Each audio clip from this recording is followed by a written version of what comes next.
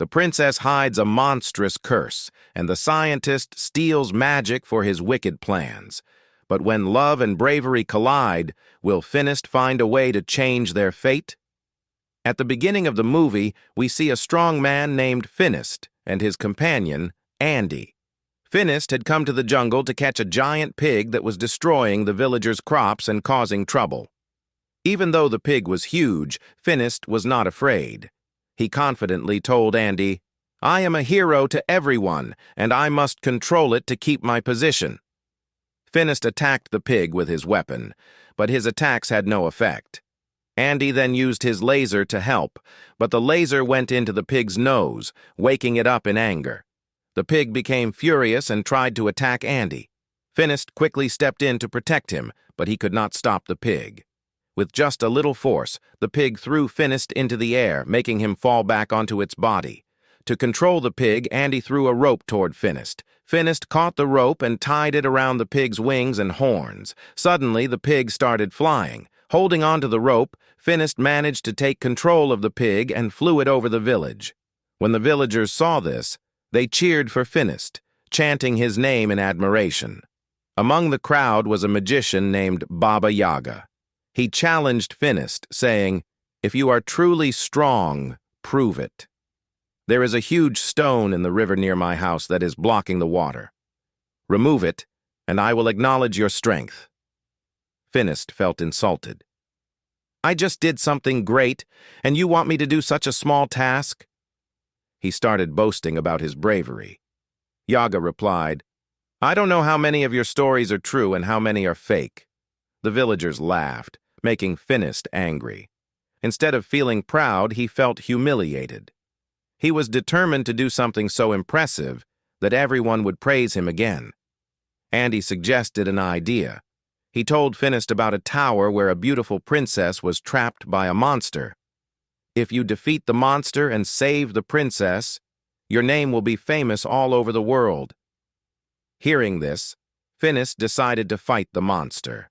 That night, Finist and Andy set off for the tower. When they arrived, they saw that many warriors had already gathered to defeat the monster. However, these warriors were not interested in becoming heroes. They only wanted the princess and the treasure. They asked Finist, "If we fight the monster together, who will get the princess?" Finist replied, "I am not interested in the princess." They all agreed to fight together, but Finist secretly told Andy, "I want to kill the monster alone. That's why I will enter the tower now instead of waiting until morning." Finist climbed into the tower through a window and saw the beautiful princess. When she saw him, she said, "You have also come here to die." Finist replied, "No, I have come to rescue you." The princess suddenly ran inside. Finist tried to stop her by grabbing her hand, but she quickly pulled away and hid behind a wall. Suddenly, a giant snake attacked Finist from behind. He fought back, but soon realized that this was not an ordinary snake. It was actually the tail of the monster he had come to defeat. Finist attacked the monster with all his strength, but his weapons had no effect. Then he grabbed the monster's tail and tried to tear it apart. In response, the monster's tail released poison into Finist's eyes, blinding him instantly. Even though he was blind, Finist refused to give up. He felt around with his hands and found his weapon. He tried to attack again, but the monster had disappeared. Instead, his attacks only caused the tower to start collapsing. Hearing the loud noise, the other warriors rushed inside. When they entered, they saw that the monster and the princess were gone. Only Finist remained in the broken tower. When Andy saw that Finist had lost his eyesight, he quickly took him home. Finist was furious and frustrated about becoming blind. Andy could not bear to see him like this, so he went to Baba Yaga for help. He told Yaga everything that had happened and begged for a way to restore Finist's sight. However, Baba Yaga refused to help, saying, "Finist did not help me when I asked, so I will not help him now." When Finist found out that Baba Yaga refused to help, he was deeply saddened. Time passed, and even Andy stopped visiting him. Finist managed to do his daily tasks by himself, but it was difficult. He went out to buy fruit, but children often stole from him since he couldn't see. His money was also running out. One day, Andy visited him, but Finist angrily said, "I have no work for you anymore. If you want a job, find it elsewhere." Hurt by his words, Andy left. Days passed, and Finist ran out of money completely. He was forced to eat rotten fruit from the market. One day, when he couldn't even find rotten fruit, he sat in the market with his empty basket. Baba Yaga happened to pass by and saw him. Silently, Yaga placed some food in Finist's basket. Before they could speak, a group of robbers suddenly attacked the village. The robbers were attacking and hurting people. Finist could not see, but he could hear everything. He could hear people screaming and suffering as they were being hurt. When the robbers got close to him, he heard their voices and attacked them. Even though he could not see, he fought bravely. He listened to their screams and fought 2 or 3 robbers at the same time. Seeing this, another robber who was on a horse threw a rope over Finist to control him. But Finist caught the rope instead, pulled the robber down from the horse, and dragged him toward himself. The other robbers then attacked Finist from behind. He tried to fight back, but they overpowered him, and he fainted. When Finist woke up, he was on a ship. His neck and hands were tied with wooden restraints to keep him under control. He looked around and saw that Baba Yaga and other villagers were also there with him. After some time, Andy appeared. He was walking around freely on the ship. Baba Yaga was surprised and asked Andy how he was free. Andy explained that he had convinced the robbers that he could help them. He told them that he would keep an eye on Baba Yaga and the others, so they let him move around freely. At that moment, Andy was holding a golden lamp. He showed it to Baba Yaga and the others, saying that he would sell it and make a lot of money. But when he started rubbing the lamp to clean it, something unexpected happened. A jinn suddenly came out of the lamp. Everyone was shocked and scared to see it, even Andy. The noise was so loud that a robber came down from the upper deck to check. But as soon as the robber came near, the jinn punched him and sent him flying back up. Then the jinn turned to Andy and asked him to make a wish. But instead of making a wish, Andy told the jinn to go back inside the lamp. The jinn obeyed and disappeared into the lamp again. Just then, another robber came down, put a sword to Andy's neck, and took the lamp away from him. After a while, the ship reached Arabia. The robbers had brought the villagers there to sell them as slaves. As they were being taken to the market, a mysterious masked man passed by. He stopped and bought Baba Yaga, Andy, and Finist. Then he took them to his huge palace. When they arrived, they were amazed to see something unbelievable. Robots were working in the palace. This was a very old time, so seeing such advanced technology was shocking for them. The masked man then removed his mask and revealed his face. He introduced himself as a scientist. The scientist told them not to be surprised. He explained that he had invented the robots himself. He had created many different machines to help people and make their work easier. Finist then shared his story.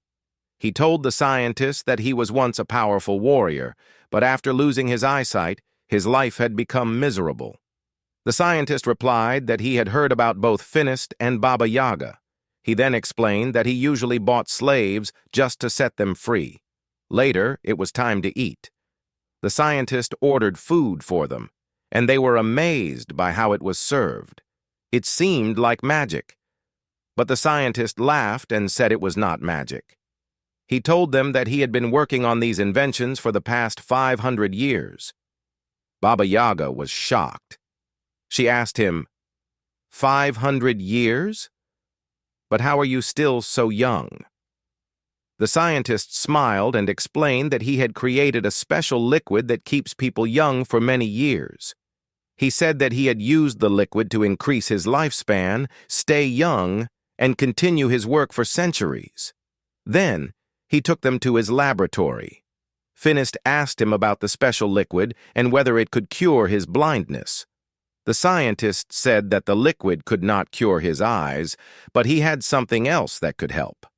He handed Finist a special pair of glasses. When Finist put them on, he could see everything clearly again. He was overjoyed. The scientist then talked about magic.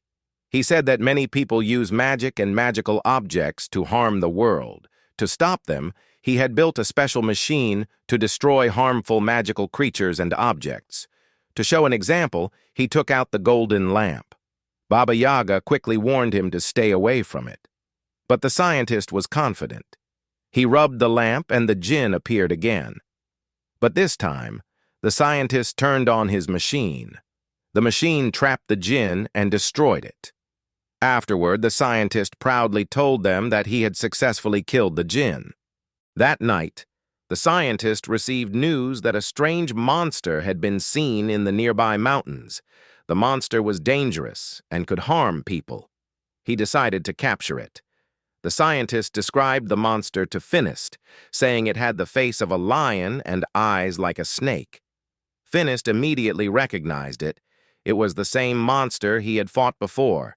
He told the scientist that he wanted to go on this mission with him, but the scientist was worried about Finist's safety. Finist insisted, saying he wanted to help and repay the scientist's kindness. The scientist agreed. He showed them a special box that could trap the monster. He explained that when the lever was turned, the monster would automatically be captured inside. Later that night, Baba Yaga sneaked into the laboratory. She wanted to steal the special liquid that kept the scientist young. But before she could take it, the scientist caught her. He told her that if they successfully captured the monster, he would give her some of the serum. The next morning, they prepared for the mission. The scientist revealed another one of his inventions, a flying plane. It was an incredible machine, unlike anything they had seen before. He explained how to fly it and told them that it would take them to their destination quickly. Before they left, the scientist gave Finist his weapon back. But this time, it had been upgraded with advanced technology. When Finist pressed a button on it, new features appeared, making the weapon even stronger. Finist was very happy. They took off in the flying plane and quickly reached the mountain where the monster was hiding. After searching for a long time, Finist finally found the monster's footprints. The tracks led to a dark cave. He carefully placed the special box in front of the cave, ready to trap the monster. Then, Finist went inside the cave. Using his advanced weapon, he attacked the monster to make it come out. The monster roared in anger and ran toward the entrance of the cave. But as it came out, it accidentally hit its head against a tree and fainted. Baba Yaga quickly pulled the lever of the special box. A powerful energy trapped the monster inside. She pressed the lever again, sealing the cage completely. After some time, Finist regained consciousness. Seeing that the mission was successful, they started their journey back. The journey was long, and night fell along the way. They decided to rest and went to sleep. But during the night, Finist heard something strange. A soft voice was coming from inside the cage. It was a girl's voice. Curiosity took over, and he decided to open the cage to see who was inside. Baba Yaga tried to stop him, but he didn't listen. Finist opens the cage, but Baba Yaga warns him, saying that the real princess is actually the monster. Yaga shouts from behind, "Finist, don't take her out!" It can be dangerous, but Finist doesn't listen because he likes the princess. Just before he can free her, Baba Yaga quickly turns a lever and locks the cage again. Now Finist is also trapped inside. Inside the cage, the girl does not hold Finist's hand. She tells him, "I have a curse. Whenever someone holds my hand, I turn into that wild monster. But I am not bad. I do not harm anyone unless they try to hurt me. That's why I live far away in the mountains, but people never let me live in peace." In the next scene, we see a scientist stealing a farmer's cat. The farmer begs him, "Please don't take my cat. It does not harm anyone. It helps us." But the scientist doesn't listen. He puts the cat under a machine that extracts magical power. The machine pulls out all the magic from the cat, and the scientist stores the magical serum in his locker. We see that he has already collected many bottles of this serum. Meanwhile, Finist and the princess start to fall in love. But Baba Yaga and Andy are taking them to the scientist. When they reach the scientist's lab, they hide and watch him. They see him take all the magic from a magical bird, turn it into a serum, and inject it into his robots. This means his robots are not inventions. They are powered by stolen magic. Baba Yaga gets angry and steps forward. "You are a liar! Your robots are not your inventions. They work with stolen magic. Even your long life is because of magic, and you get this magic by killing innocent creatures." The scientist gets furious. "I never let those who discover my secret stay alive." Baba Yaga and Andy get scared and try to run away. Baba Yaga quickly frees the princess and Finist because she knows the scientist will harm them too. The princess sighs and says, "I know about him. He has been after me for a long time." Just then, the scientist arrives. He knew they would try to escape, so he surrounds them with his turtle-shaped robots. The scientist then begins to drain the princess's magic. Finist gets angry and runs forward to save her, but he fails. In desperation, he holds the princess's hand, and she transforms into a monster. As a monster, the princess breaks her chains and runs away. Baba Yaga and Finist also try to escape on a camel, but the scientist's robots chase after them. Baba Yaga uses her magic to turn watermelons into explosive weapons and throws them at the robots. Meanwhile, the scientist releases a giant turtle robot to capture Baba Yaga and Finist.